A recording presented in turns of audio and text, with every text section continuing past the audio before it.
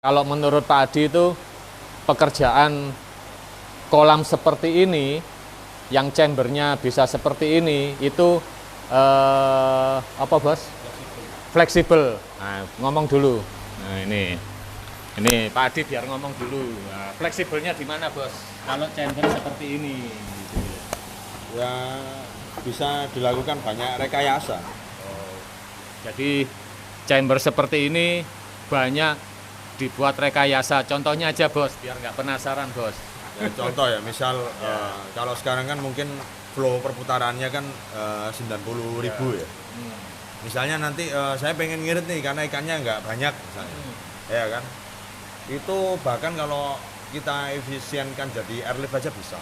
Oh, tuh. Jadi tanpa pompa bos ya? Ya, tanpa pompa motor, pakai airlift juga Itu bisa. kita nggak usah ngerubah chamber ya? Nggak usah. Makanya dibilang fleksibel, bukan saya yang ngomong, Pak Adi sendiri. Ya, terus ada lagi bos. Rubah media.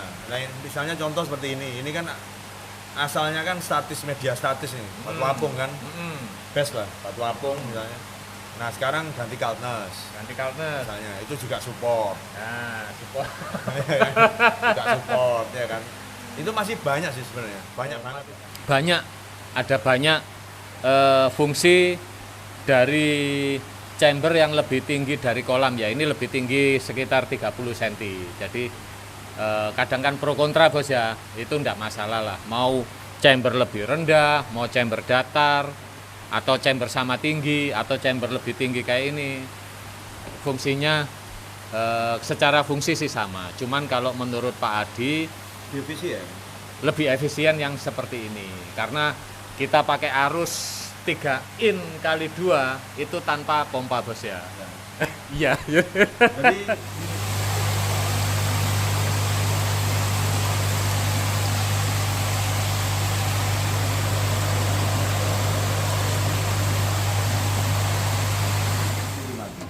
mati sih nang kono, mati.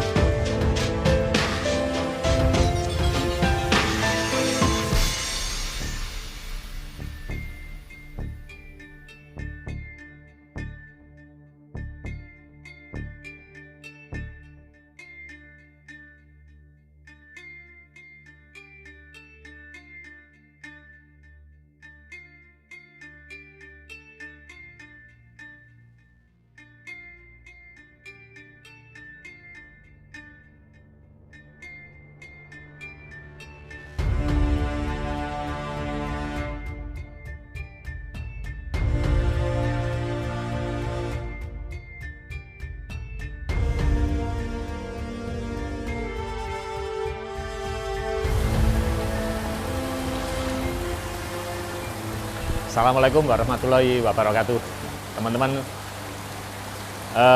Setelah melalui banyak proses ya, lumayan lama. Jadi kita mengerjakan kolam ini itu milik salah satu sahabat kita ya, Pak Adi, di Rungkut Medokan Asri, Surabaya. Ini yang harusnya itu 1,5 bulan mungkin selesai ya, karena kita tidak mengerjakan kolam aja, juga mengerjakan memindah ini tandon air ya di bawah sini, yang awalnya dulu di sini di dalam kolam kita pindah ya. Lalu setelah ini selesai, air bisa mengisi tandon untuk kebutuhan sehari-hari, baru kita mengerjakan kolamnya. Nah, bukan karena itu, akan tetapi dari konstruksi rumah ini itu kita menemukan hal yang sangat di luar dugaan gitu ya. Tapi secara hitungan sih sudah benar ya gitu loh. Jadi karena arsitek salah enggak. Jadi kita itu waktu penggalian itu banyak menemukan balok-balok slope. Jadi dari pondasi ada balok-balok slope itu di atas rumah lama. Jadi rumah ini itu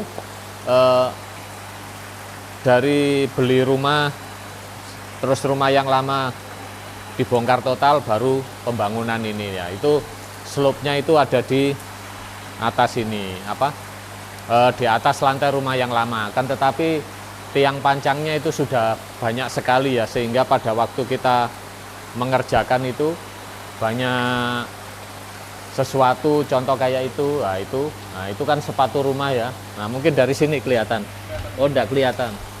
Nah itu ya, nah itu kita harus mengantisipasi semua gitu ya, sehingga pekerjaan kolam ini selesai 2,5 bulan.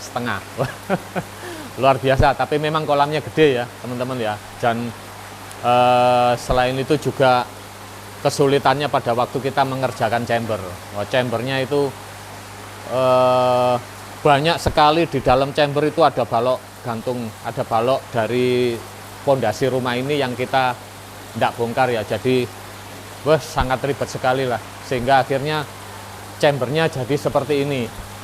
Yang dulu awalnya kan kolam ini memanfaatkan lahan dari luas lahan di sini.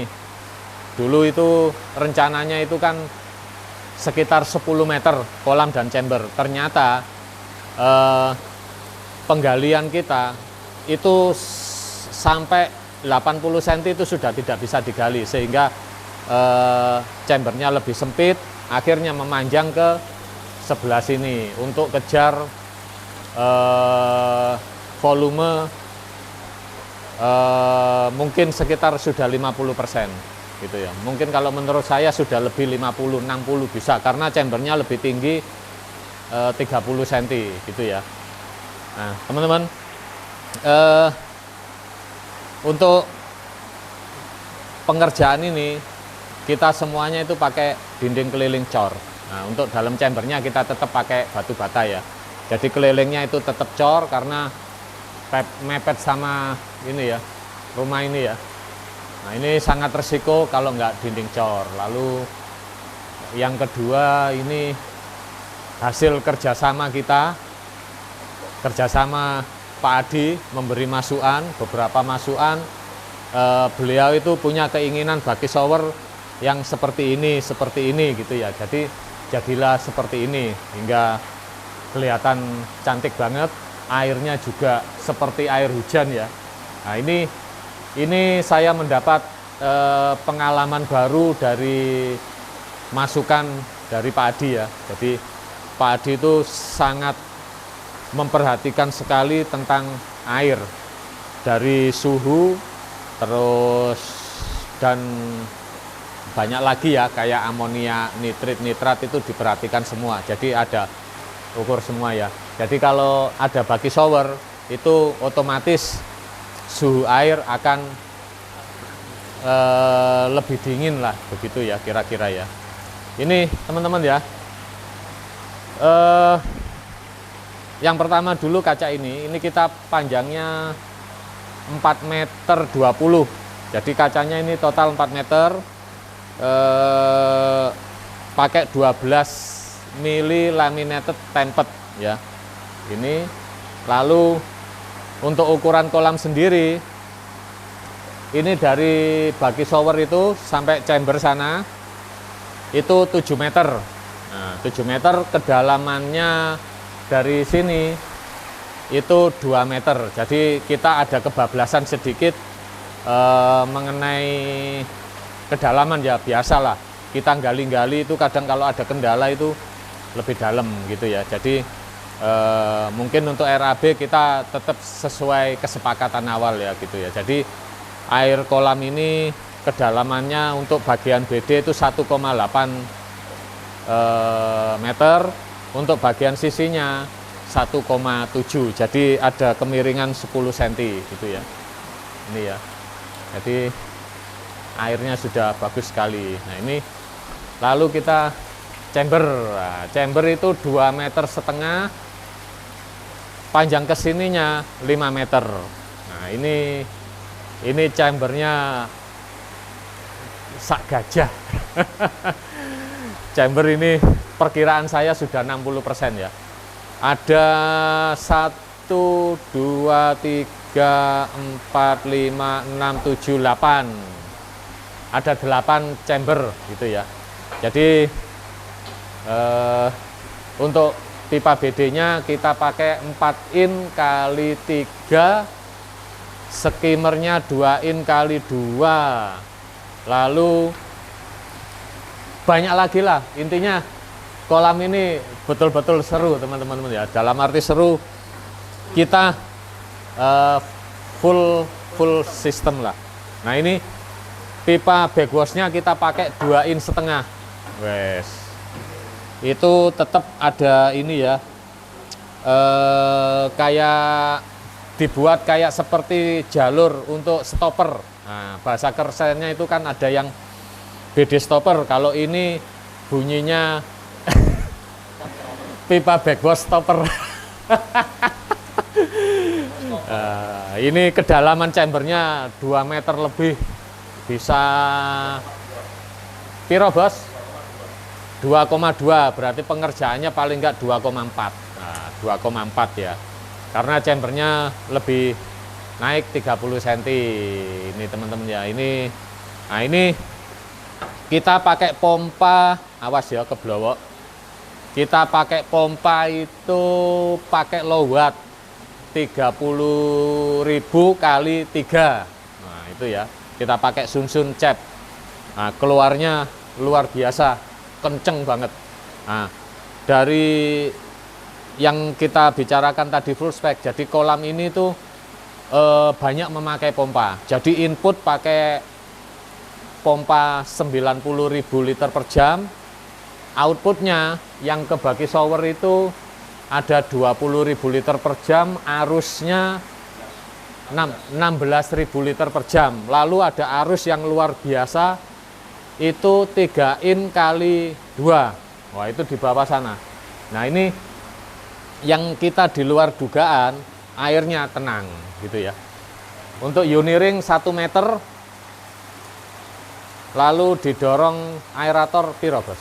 LP 100 kali 2. Nah, ini pakai LP 100 kali 2. Lah ini masih pakai ini, nanti tambah 1 lagi. Oh, tambah 1 lagi. Jadi kolam ini tiap-tiap chamber ada aerasinya. Yang ini chamber ini gede banget teman-teman ya. 2,5 meter chamber coldness-nya. Ini didorong dengan LP 100. Nah, ini modifan Pak Adi sendiri. Nah, ini ya. Ini kita ada, kalau ngomong gampangnya itu ada 4 uniring. Jadi 1, 2, 3, 4. Ada 4, berarti anggap aja 4 meter didorong LP 100 sehingga seperti ini, karena chamber coldness-nya gede banget, 1 meter lebih ya. 12 karung. 12 karung. Nah, ini isinya 12 karung. Jadi teman-teman mau buka dimanapun juga ini tetap ya, tetap apa namanya, tetap muter semua. Nah, ini ya loh, dimanapun letaknya tetap muter semua ini ya. Wes. 120 kilo Kalnesnya habis 120 kilo ini ya. Kalau ini kita ndak usah buka ya, ini batu apung oyster aja ya.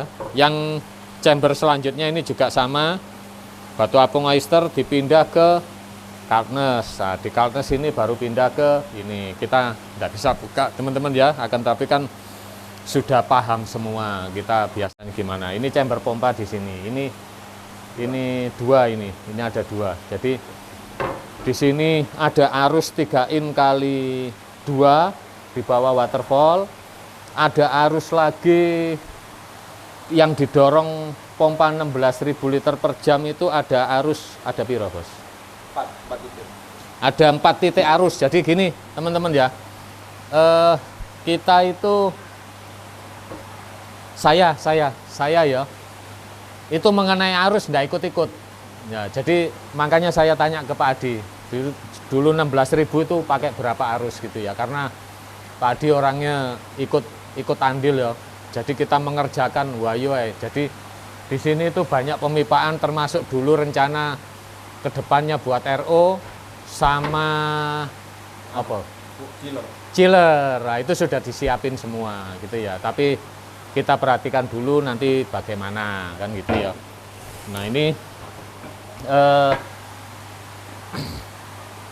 nanti kenapa air kolam ini sudah hijau ya, nanti di video berikutnya saya dapat ilmu cara supaya kolam baru cepat necur. Nanti kita bahas di video berikutnya. Jadi ini kita review pekerjaan kita ya. Jadi kolam ini kalau kita hitung berapa ton mungkin belum bisa, karena dulu banyak ini ya, banyak perubahan. Nanti kita hitung lagi. Isi bersih. Gimana bos? Isi bersih mungkin sekitar 44. Oh, isi air. Nah, isi air kemarin itu 40 ton air. Itu belum dipotong media ini. Kalau pekerjaan nanti bunyinya kolam berapa ton kita belum hitung lagi, nanti kita hitung aja. Mungkin ini sudah ya. Jadi semakin banyak yang kita kerjakan ya, semakin banyak pengalaman, semakin banyak lika-likunya itu bagaimana itu sering kita temui. Dari seiring waktu kita tambah pengalaman, terus tambah dewasa gitu. Apalagi kita ketemu customer kayak Pak Adi ya, yang selalu belajar. Jadi kita, nah contohnya itu kayak bagi showernya jadi keren kayak gitu ya. Airnya, jatuhnya air itu bikin orang seneng. Saya aja kedepannya kalau ada tim yang longgar, kolam saya yang di rumah mau tak buat bagi shower kayak gitu. Itu ya. Oke. Teman-teman ya, mungkin sekilas review pekerjaan kita ya, 2,5 bulan baru selesai. Ini finishingnya granit, sudah nggak ada lagi skimmer, lupa ini ya. Jadi teman-teman ya, pekerjaan kita skimmer itu kan macam-macam ya. Kita tanpa bantuan apapun ya, semuanya sistem gravitasi. Yang ini bunyinya sudah bukan kecepatan 100 km per jam kayak di Rumpin. Jadi yang di sini itu bunyinya itu sudah supersonik. Ini kayak angin puting beliung ya. Jadi ini sampai tekor. Nah, ini ya. Ini dibilang kebetulan lah. Kalau kita bilang, oh pompanya besar, itu saya salahkan. Karena apa? Kita pernah mengerjakan pakai pompa 12.000, skimmernya hampir seperti ini.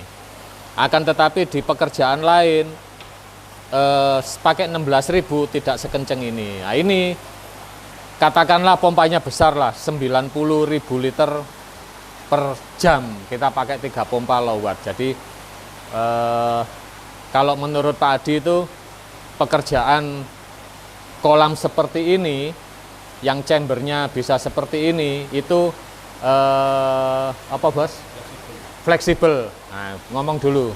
Nah, ini Pak Adi biar ngomong dulu. Nah, fleksibelnya di mana bos? Kalau chamber seperti ini. Ya bisa dilakukan banyak rekayasa. Jadi chamber seperti ini banyak dibuat rekayasa. Contohnya aja bos, biar nggak penasaran bos.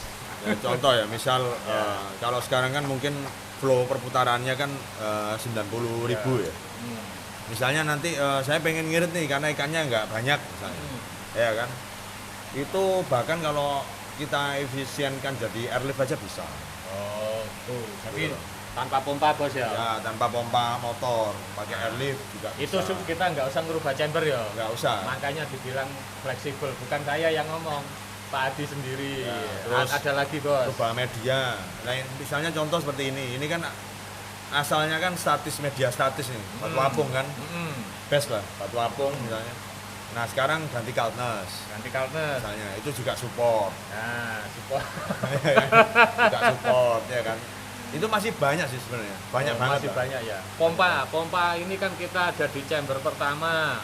Di chamber ketiga. Chamber 3, Ada yang di chamber 8. 8. Nah, itu kita mau oper-oper nggak masalah. Nggak Bos, ya? masalah kan, bisa kan nanti tinggal dipindah aja misalnya ini.